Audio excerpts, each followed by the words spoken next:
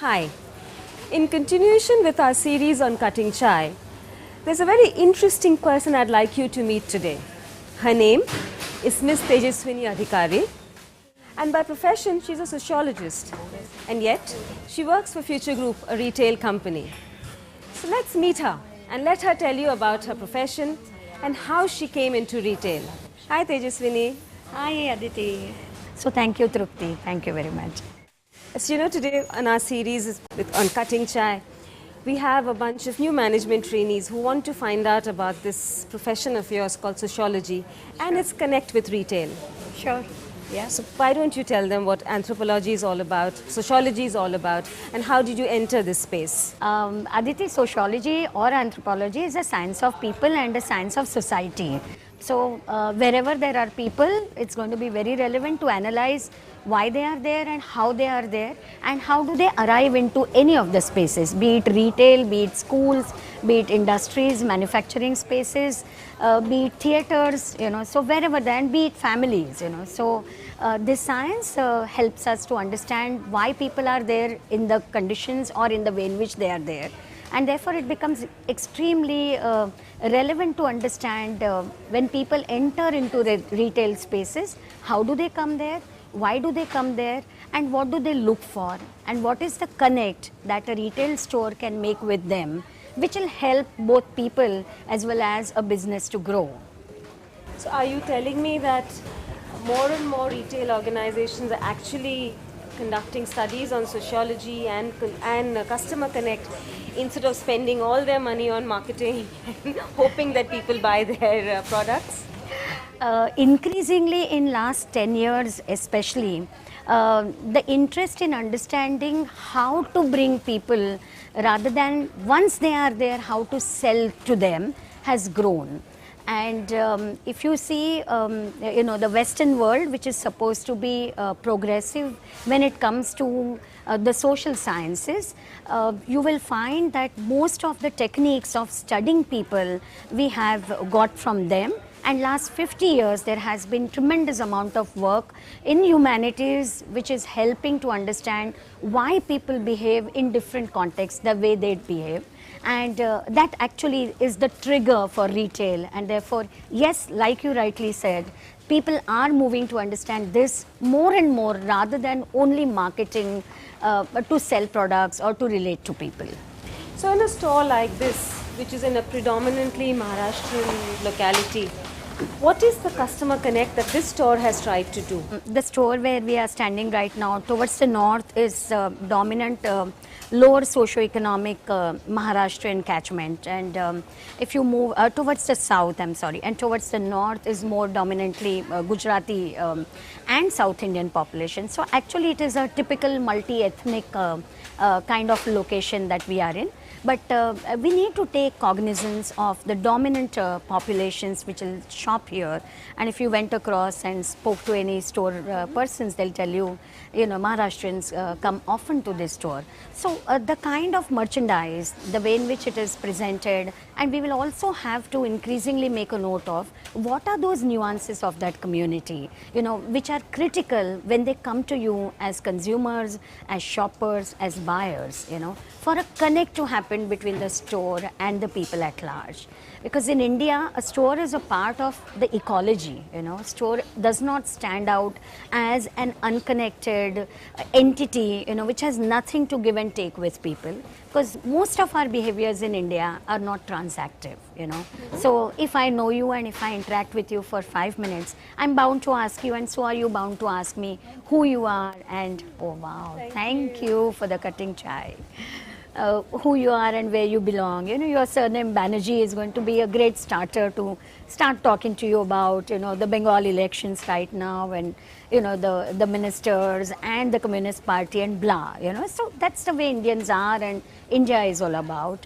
And shopping is a minuscule part of Indians' interaction space, more to do with knowing each other than just shopping for the sake of it. So in this store, you will find that this is completely by design and thought that there are these paulis, because typically a customer loves to feel the product they are buying. It's very rare that you'll pick up a packet, with the whole thought of hygiene around it. It's a very, what to say, distant thought in an Indian's mind to think about not touching something. So, not touched by hands is not something that's going to appeal to my heart, So, I got to feel the chana and I got to compare it with the one that the neighbor auntie told me about, or my mom always bought, or I got to smell the chawal. I just cannot buy it without, knowing its fragrance and feeling how long or how short, is the grain, and how light and how heavy, and how colored or not colored is the moong dal, So I need to get a look and feel completely with my hands, and therefore the need for a pauli, You try keeping them only in packets and it will be disastrous, In fact, I don't know whether it's right to say, but being the pioneers in retail, you will see that all retailers around today are continuously copying the design that Big Bazaar has created, and it has immense value to build it the way it is built,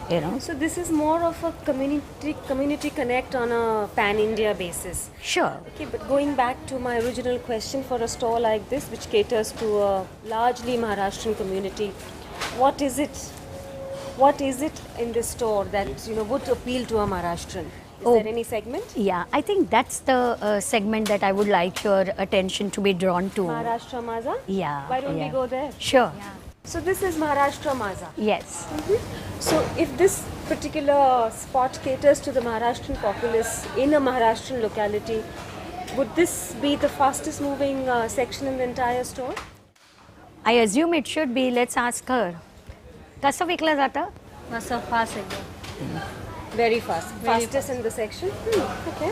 So what can you tell us about this section? How did you all ever arrive at this concept, and what thinking went into it? If you see, what we have tried doing is understood Maharashtrians as a community and their desire to preserve the cultural code through the indigenous food products is so very strong and is so very consistent. At the same time, each region in Maharashtra, the northern Maharashtra, looks for very different products and ingredients as compared to, say, southern or the western Maharashtra, and so on and so forth. Because such products are grown, the climate is of that kind, and therefore the choices change. And each one of them connects to something which is pan-Maharashtrian, yet at the same time, it's about, myself from being Pune. So there's a celebration of your identity through food at a regional level and at a state level.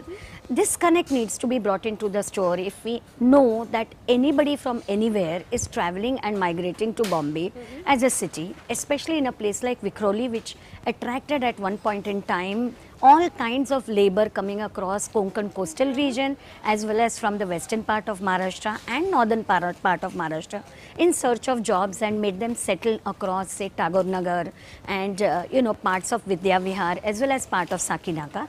It becomes imperative for us to be able to actually understand the pulse of people as a retailer and make the kind of range that is available. There are two parts to these products. If you look at Swad Maharashtra, which is an outcome of work with several self-help groups across the state of Maharashtra, identifying the local products, the way they are celebrated and the kind of ingredients they are celebrating. And these are the women's groups which are, which has been an experience for empowering them, and a co-branded product called Swad, which is shared as a brand between the women's groups and Big Bazaar. It's an intense exercise for last 2.5 years to come out with the range of products, which helps everyone, to each one in Maharashtra, to identify with their region and at the same time appreciate and celebrate the other products across the state. I think that is one end of Maharashtrianness, as I would call it. The other part of it is also the popular brands, which work. Say, for example, Lakshmi Narayan Chivda, the moment I use the term, only Punekars and Nasikkars. I'm a product of the army, and we grew up eating this. Yes. And though my parents have retired and settled down in Calcutta, Whenever I go back to Calcutta to see them, I always take back this Lakshmi Narayan Chuda for them. It's their Pune connect. Oh yeah, absolutely. So you ask a Punekar, he's going to talk about this product and he's going to always talk about Chitale. You ask a Bombayite, what do they, or a Mumbaikar, what do they look for as a connect of Maharashtrianness? It's the Panchikar brand. So what we have tried doing, Sapre is another one which is also extremely popular in the western part. So you will come across the regional gems from Nasik, from Pune, from Sholapur, from Sangli, from Kolhapur, Jalgaon, so each part of Maharashtra's regional gems are also part of the store. These are pan-state. So you go to Nasik, you'll have Maharashtra Maza celebrating Nasik related products, Jalgaon related products, which are more popular there. The chutney changes as you move from one store to another. I think that's very critical because today in the kind of pace of life that we are in, we actually carry our culture code with us, and we try to find them into products. So it's not about FMCG product which is going to be used and liked by everybody. In all the globalness, we are looking for a communityness. And to me, if I am Maharashtrian, probably at the end of the day, I come and pick up just 5 products from here, which creates the connect between me and my mother-in-law. And I think that's all that I'm looking for.